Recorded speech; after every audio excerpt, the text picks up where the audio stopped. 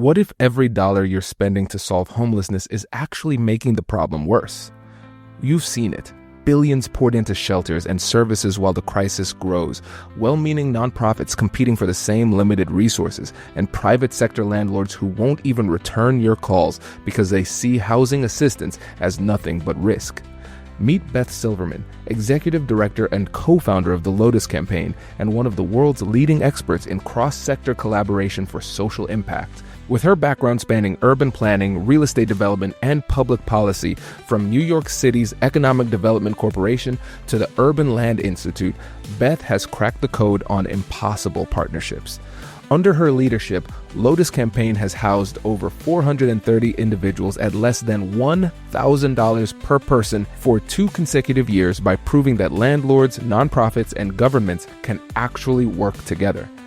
In this episode, you'll discover how to align competing incentives across sectors that normally distrust each other, the specific language that turns skeptical landlords into housing partners, and why traditional charity models actually sabotage sustainable solutions.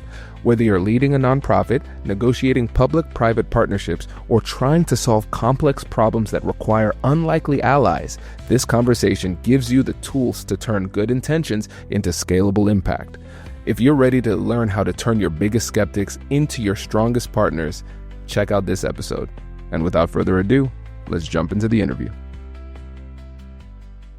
So, Beth, before we even get into the nitty-gritty about the Lotus Campaign, I think it would be a more interesting place to start to understand how you got into this work. It's a great question. I've had a nonlinear path, like most people in their professions. Grew up in the Washington, D.C. suburbs, was always fascinated by neighborhoods, people, real estate, community, and economics. And I studied city planning and economic development and real estate and learned that there was this whole world that looked at how the built environments really intersects with how our communities exist and thrive and grow.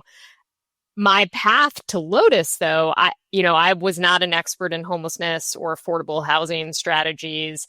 I had done a lot of real estate development and policy and economic development work. And a mentor of mine called me once a week for 6 months and said, we have to do something about homelessness. And, I sort of laid my own bed there because I sent him to Los Angeles to be a volunteer expert on an advisory project looking at real estate and homelessness in LA. And he came back and just was totally dumbfounded about how we allow this to exist. And so we talked for about 6 months, once a week, like clockwork, my call from Phil. And, at first I was like, no, I'm not the right person for this. And the more we chatted, I was like, wait a second, this is about creating new tools, deploying resources in a different way, and really making a dent in this issue that oftentimes people think of as a social and a human services issue, but really tackling it through an economic lens. And so that got me super excited. And I just did not overthink it that much and left my job and started Lotus as a team of one and have learned a lot in the last 6.5 years about things that I thought I knew a lot about, but I really didn't. And so in a nutshell, it was sort of taking a bunch of things I was super interested in and applying them to a different topic area. But that, I've always been, an anchor of my work has always been like, how do we contribute to the vibrancy and health of our communities? Mm-hmm. And so Lotus falls into that, just not as directly in a way. I love this approach because I'm glad we started here. Because your background is very diverse. It's not the typical way of getting into this type of work, which I can tell, and you tell me if I'm conceptualizing this the right way.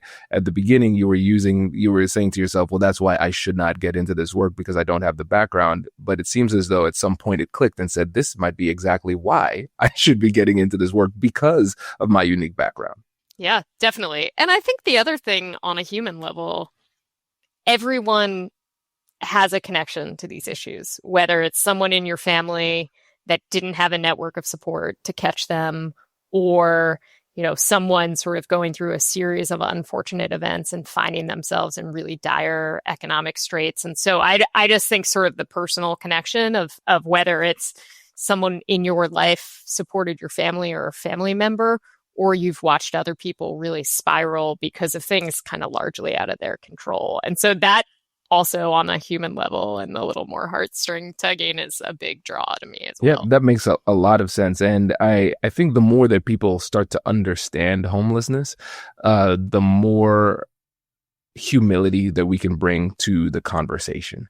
And when you think about your approach to homelessness and how the Lotus Campaign does this, what would you say is the core issue that you're trying to solve? So we're tackling the economic structural drivers, which are lack of affordable housing and opening up access and choice to safe, stable housing in neighborhoods with strong opportunity structures. So what we know from all the data that's out there is if you take people who are very vulnerable or trying to rebuild their lives and stick them on the margins of their communities, not close to transportation, not close to jobs, not close to grocery stores, not close to mixed income communities, they're going to have a much tougher time getting back on their feet. And so we decided early on, we were going to take the economic approach, right? It's very hard to argue with data. It's very hard to argue with numbers. And we thought we could have a lot more impact if we looked at structural drivers, because there are so many great organizations out there really tackling the ongoing support, trauma-informed services, things like that. And we thought, well, what could we do to take this from a different lens, invite in the real estate sector, who's often left out of the conversations about solutions, and then amplify the work of really great social service organizations that don't have a lot of options for their clients who are ready for housing. Yes, and you're dropping some gems here, and I want to circle back to make sure that people are catching these, because the point that you made about how important location is and these structures that are having positive and negative effects on everybody are. I think we need to go a bit deeper there, because if you're not well schooled in it, or there's no reason to know what these things are. And in fact, especially if things are going well for you, the sake of your mental health, is almost better that you don't know, because it would make you sad and not improve your quality of life. So I think it'll be good to kind of focus in on this, because location, real estate is all about location. Strategy is all about positioning yourself in the best place. And if you are finding yourself not only in a situation of hardship, but then as well, you're pushed to the margins of society, it makes it very difficult for you to reintegrate in a meaningful way and get back on your feet. So can you help the audience to understand why this is so challenging and what structures are at play?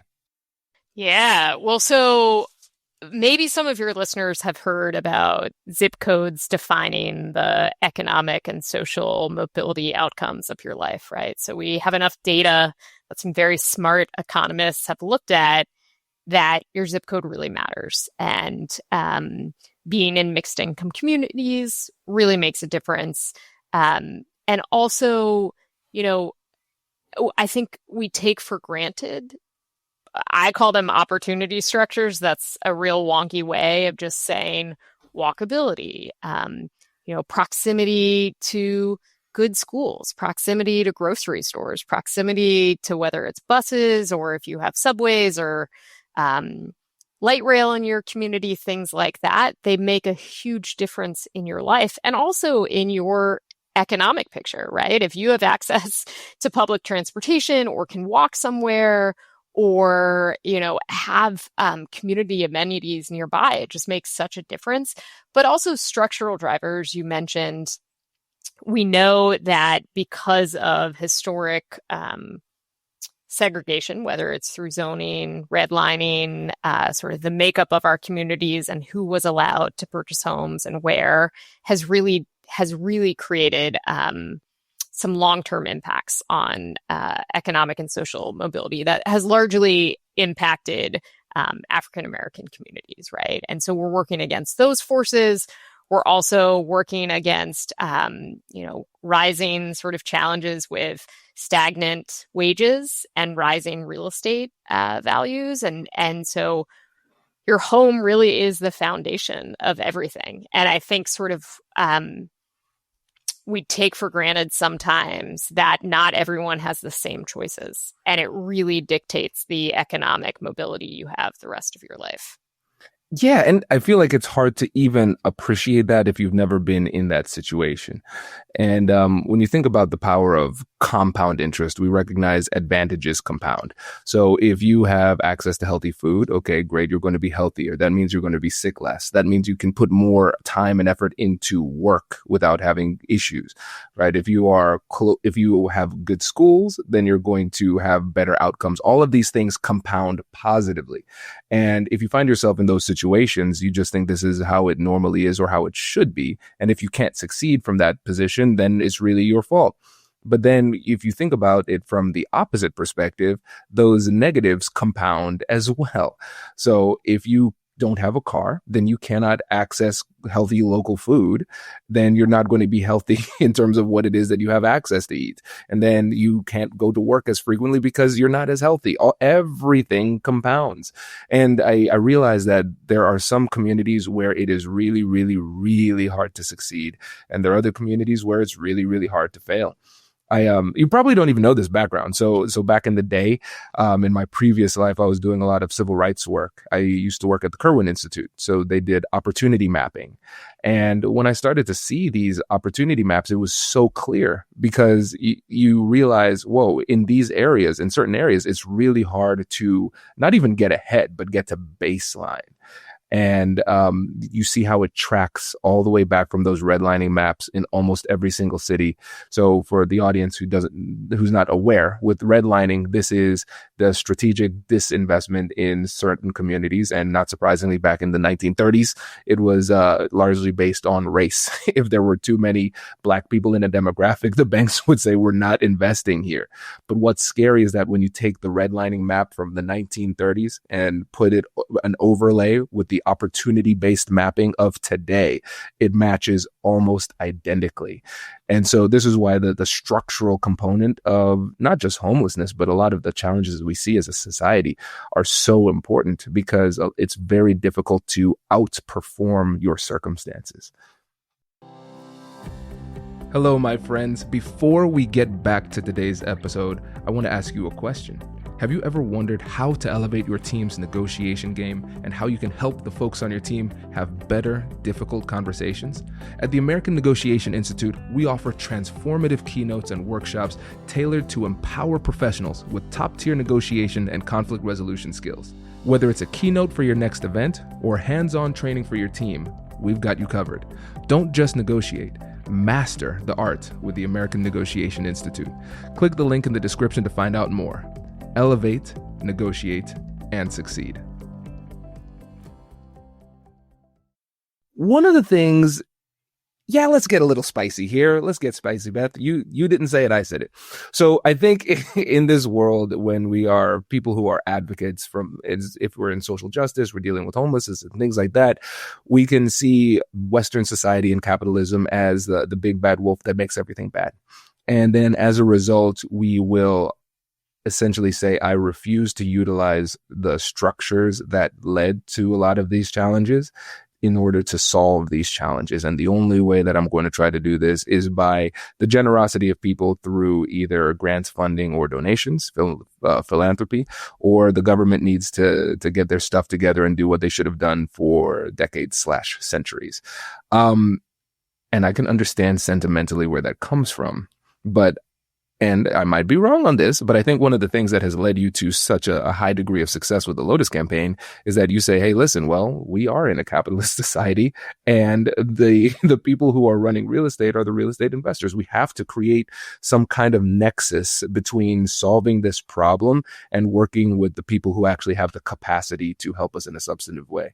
And so, first of all, mentally and emotionally, how were you able to overcome that potential bias and be willing to work with other people who are not typically involved in the conversation around homelessness?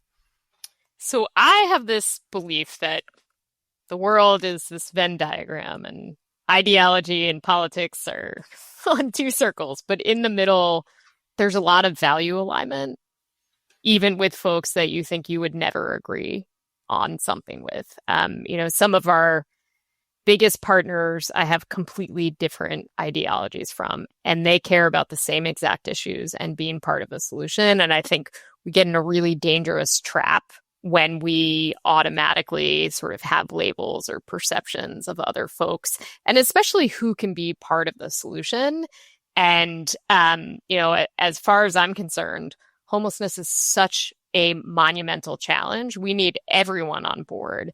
And then aren't we better for it if we're working with people we never thought we could work with? I mean, isn't that sort of the goal we're all working towards when we're rising to be our best selves? And so, I've spent a lot of my career in and around real estate developers and investors and thinking about economic development and how you get big projects done in cities with lots of roadblocks. And by and large, sort of these myths about the villains of the real estate and investment industry have not been true, right? Some of the sort of best problem solvers and entrepreneurs are in the real estate industry, because talk about a super high risk, volatile industry with very little certainty. That would be real estate. And frankly, we need everyone on board in these solutions. And so I sort of always think about that centerpiece of the Venn diagram is that's where a lot of innovation comes, is if you can operate in that zone and sort of get rid of the noise of what we think we know about other people when we don't know them. I love this. This is great. And I'm hoping that more people can take this approach and this mindset and put it into practice. And really, when it comes down to it, there's a lot of negotiation that has to occur in order to create these types of realistic, tangible, substantive collaborations. So again, you started this from nothing. So when you started to build this vision, where did you even start? Well, started by sort of metaphorically knocking on doors and picking up the phone and really canvassing colleagues from across the country, whether they were in property management or investment or development, and asking them why not, right? Knowing there were a lot of no's in the proposition of renting to someone that wouldn't qualify, because if you're someone at risk or experiencing homelessness, most likely your credit is really bad. You may or may not have a rental housing history, and your income is probably pretty low or non-existent, and employment, things like that. And so just really had an open conversation, like, what would it take to get you over the hump of going from no to yes, kind of using a classic sales technique of understanding what someone's concerns were and thinking about, okay, well, is there a way to use economics or financial incentives and guarantees to minimize that risk? So a lot of the basis of our landlord participation program is about using economic guarantees and incentives to minimize risk. And then, for the perception risk that often comes with the idea of who's homeless, there's this perception that, well, what happens once this person's housed? My property managers are not social workers. Who's going to help if something goes wrong? And so we solved for that by really finding high capacity social service organizations that already were working with their clients to find housing, but sort of just didn't have access to market rate landlords or owners. And so solving for that perception risk by saying, well, we've got partners on the ground. They're on the hook too. They're going to visit this resident at least once a month. They're there alongside of us if something goes wrong. It's not for you to solve. We'll be right there if you give us 30 days to make sure any issue is solved.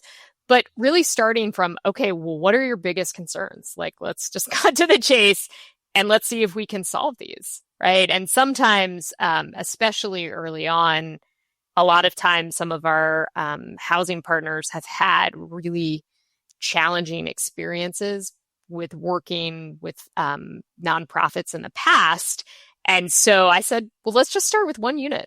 Let's check in 3 months. If it's not working for you, we don't have to keep going. We'll sort of make sure you're made whole. But, I think our program really works and would love for you to be a part of it. And I think what I'm getting to is treating partners like business partners, both our social service organizations and our housing partners, makes a huge difference. We really try hard not to use the word should. Right? Because if should worked, I mean, if should worked, I don't know, maybe there wouldn't be philanthropy. So, really starting from understanding someone's fears and risks and concerns and hearing them. And that sort of, for me, that has helped open up conversations to go from no to, well, let me hear more. I love so much about this. I, especially from people who are trying to make positive change, the word should be completely eliminated. I heard a great description of the status of the world, and it clarified a lot of things for me. They say, if you assume everybody is inherently good and will do the right thing, then the state of the world becomes very confusing. But if you just accept humans as they are, as flawed, self-interested, and, biased, whatever it happens to be, then the world makes a lot more sense because it reflects what's already inside of people. And so when we are saying, hey, you should do this, just mobilizing guilt and shame to get people to do something that they don't want to do, it is an inherently anti-psychological approach to persuasion, it doesn't work. And on top of it, most likely the person who's trying to create the positive change simply does not have the political capital, power, or authority to make unilateral changes. So you're sitting here in a position with little to no leverage, finger wagging at somebody who has all the power and leverage. That's not a persuasive approach. It's not psychologically sound, not strategically sound. And so whether or not we feel like we should, we have to recognize that might be persuasive to us, but it probably won't be persuasive to the other side. And let me just break this down for the listeners too, because you started off by making sure you're aligning the interests of every party that's involved, and you've approached it from a multifaceted approach. So it's the person who is in need of housing, the person who can provide the housing, the social service workers and organizations that want to connect with people who have housing. And so you're able to figure out those interests, but you can't just assume you know what those interests are. You have to take the time to have the conversation and ask, and then understanding what those risks are. And instead of simply saying, hey, those risks aren't real, which is another strategy that is ineffective and not psychologically sound that I hear used all the time. Instead of saying it's not real, just saying, yes, there are real risks. I understand where you're coming from. And now I will create a tangible solution to address those risks and mitigate those risks. So you're talking about solving the problems, meeting interests, but also addressing risks. And then the last part, treating people as business partners, I think, is one of the ultimate signs of respect too, because you're saying, hey, I am here not because I'm begging. I'm here because I actually have value that you did not see. And you also have value and needs that I can help you with. So let's work together on this. And I think ultimately, not only is that more persuasive and psychologically sound, but it also puts you at a position where you are meeting the person as an equal. Because even if you are successful in persuading somebody using finger wagging and shoulding on them, there's still a dynamic in the relationship that still makes you kind of less than, because the other side does not feel as though you brought anything of value to them to the table, right? And so I love how practical this approach is, because I've seen so many good people and good organizations around the country approaching it in a different way that's more heart-centered, but does not connect to the business minds of the people they need to persuade. Yeah, like I said, I wish should worked, but it doesn't. So.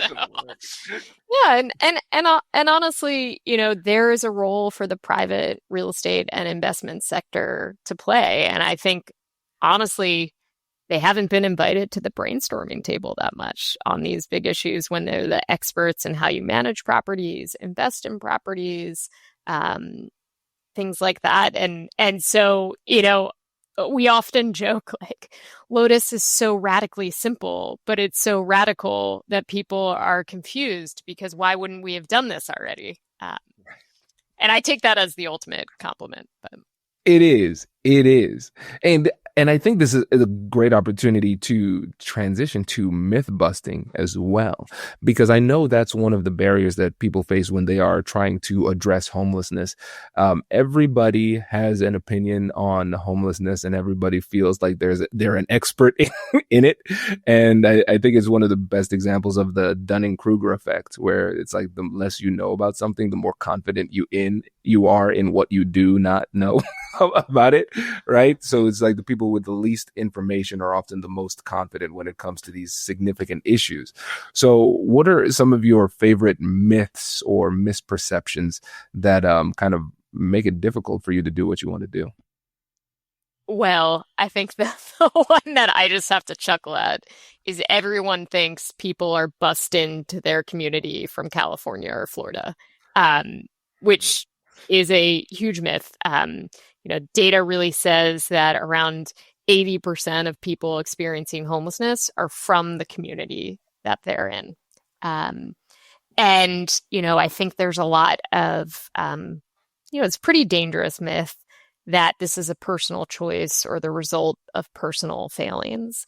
But we know that the top drivers today are lack of affordable housing, unemployment, low wages, one economic emergency in a family. And I think sort of shifting the narrative that this is actually much more about structural drivers is helpful in understanding what are the solutions out there that can actually make a dent. I mean, it's pretty terrifying. Homelessness went up between 2023 and 2024 by 18%. So we're now at over 770,000 people experiencing homelessness in America. A lot of social science researchers think that's off by a multiple of 3 because there are so many folks that you don't see who are either sleeping on someone's couch or a car or in a really, really temporary living situation. So sort of I always think in general, if you can't name the actual problem and identify it and say it out loud, you really don't have a shot at solving it. So with all these myths that are out there, I'm like, let's cut the noise. Let's name the actual problem so we can get to solving it and making our communities stronger. I appreciate this. It's so important because, again, it gives us a lot more empathy and compassion, and it helps us to approach it with the necessary humility to recognize just how close more people than we would like to admit are from experiencing homelessness. And I want to make this very tangible too, because you mentioned it could be one economic emergency.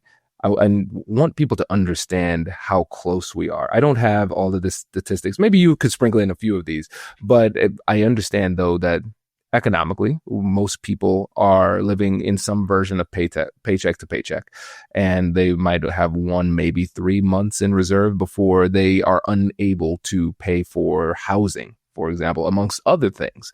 And we can see a situation where, due to no fault of your own, you lose your job. You could just get laid off. The job might fail. Like the company itself might fail.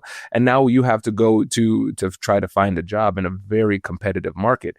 And we also know it takes like 45 to 90 days to get in someplace if they choose you.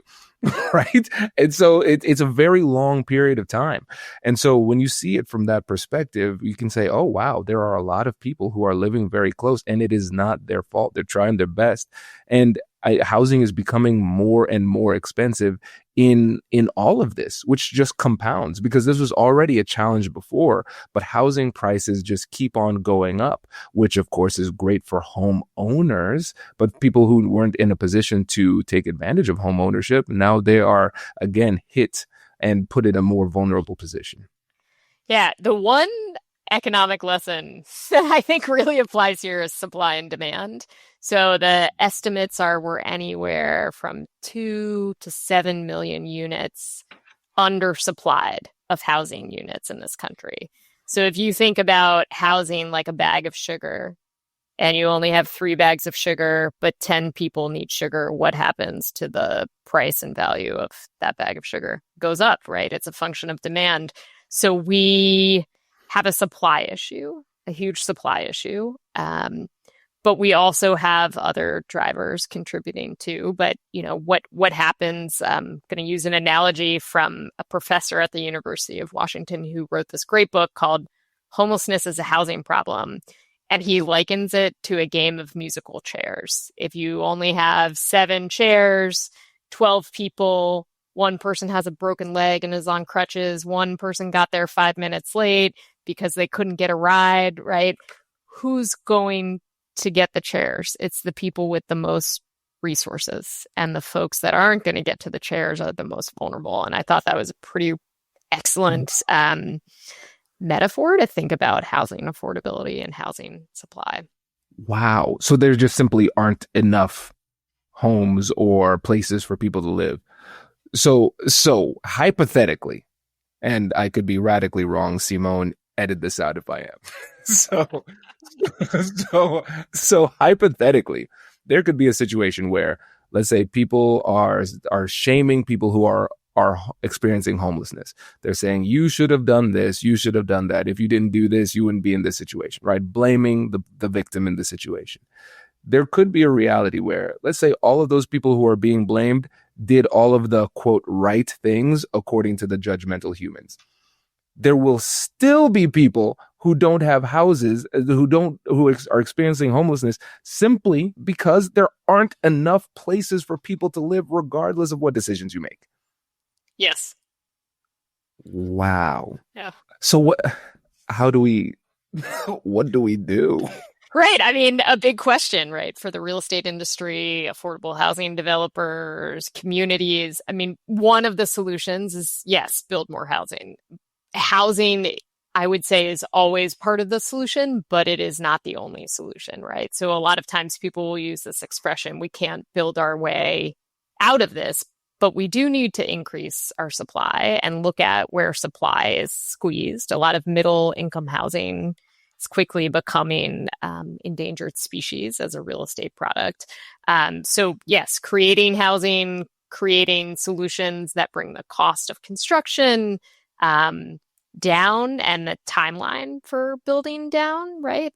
That's a great innovative way to get more housing there. But I think it's also looking at economic drivers too. And, when we put it in these terms, it feels like this big monumental challenge that we're never going to tackle. But I really think it's solvable. I mean, we've seen with Lotus in our 6.5 years, we've had a 96% success rate, and we're now in 2 cities. And what that means is 96% of people remain housed at the end of their first lease, which sort of bucks all these myths that, well, if you put someone in housing, they're not going to be able to stay. We really think it's housing, support, ongoing support, and time to breathe, time to get back on your feet, time to get a full-time job, things like that.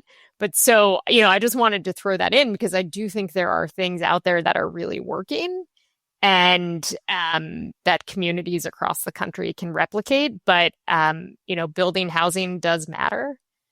Thinking through new strategies of how we deliver housing matters. And, some of that comes against people that don't want more development or housing in their communities. So what's the negotiation tactic there, right? How do you convince people that don't want any change or say, well, I've been here forever and I don't want any sort of new communities moving in, things like that. I mean, that is something we try to tackle too.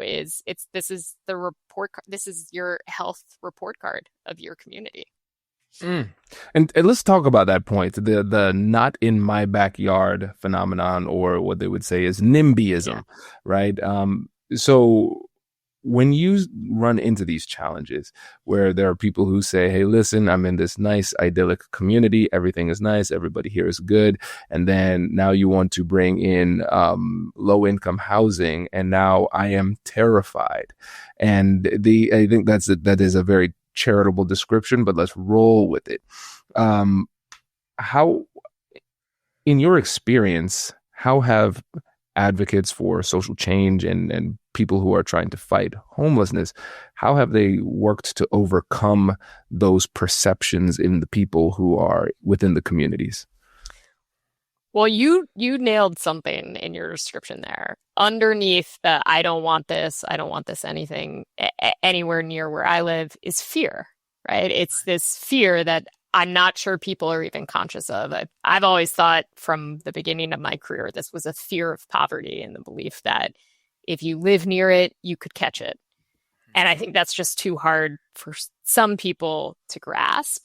But, if you look at sort of the business case of housing, there is no data anywhere that says building affordable housing takes down your property value or takes down any sort of economic indicators. And in reality, it actually increases the value, right?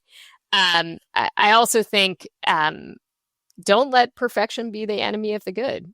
The most thriving communities have socioeconomic diversity. If you look at all the places people love to be, New York City, Atlanta, right? Some of these bigger cities, and there are smaller communities too, they have a rich socioeconomic diversity.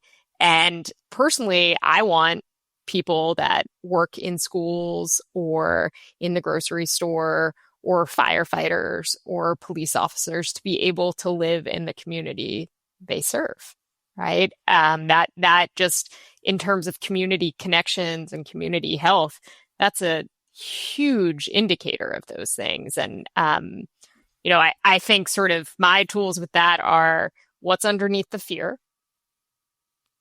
Don't let perfection be the enemy of the good. And if you need to throw out data about the economic value of socioeconomic diversity, drop that data on folks. And, let people be wrong and be changed down the line. Not everyone is going to be able to sort of listen to those arguments and get on board. But I think sometimes the proof comes later. And, an argument sometimes people use, I don't know if this is effective. Do you want your kids to be able to live in the community that you live in? That's a good one. That's a good one because we are seeing now with this new generation, they're the only generation in American history that's not expected to do better than the people who came before. And that's pretty scary.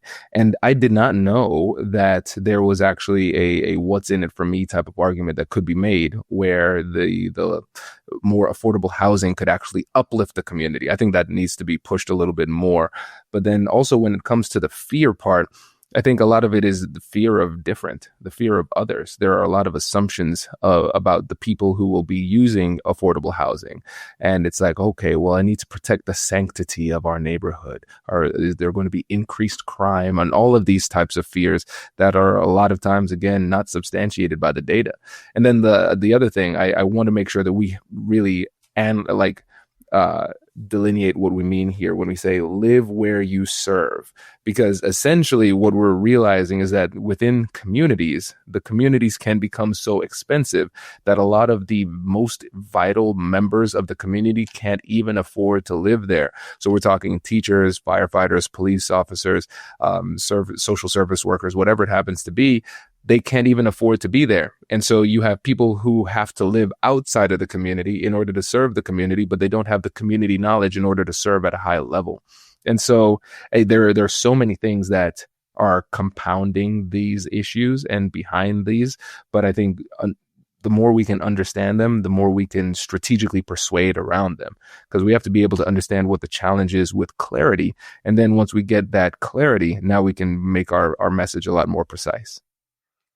Absolutely. Yeah. We received a letter from a listener who's dealing with a tough situation, and I think it's one that a lot of people can relate to. Ashley from our team is going to read the letter for us, and then you and I will break it down together. And also, by the way, if you, yes, you, listener, I'm talking to you, if you're ever in a tricky situation or have a workplace dilemma or just have a story you want to share with us, we'd love to hear from you. You can send your story to our producer, Simone, spelled like Simon, at negotiateanything.com. So that's SIMON at negotiateanything.com, because we're always looking for real situations to dive into. All right, let's get into it. Hi, Beth. I work at a nonprofit that's trying to launch a housing initiative. We have donors who are excited, a board that's bought in, and even some city leaders who want to support us. But here's the problem. We've never worked with private landlords before. And honestly, we're struggling.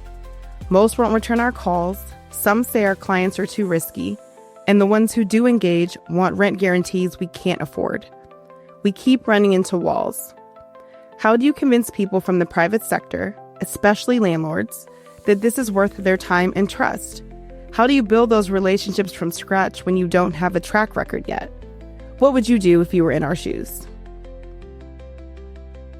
Well, that is a great question. I would first see if you can sit down with anyone that's given you a no or shut the door on you and try to understand why and see where the holes might be in your approach or model. I think designing your program to give private landlords an easy way to say yes should be the goal.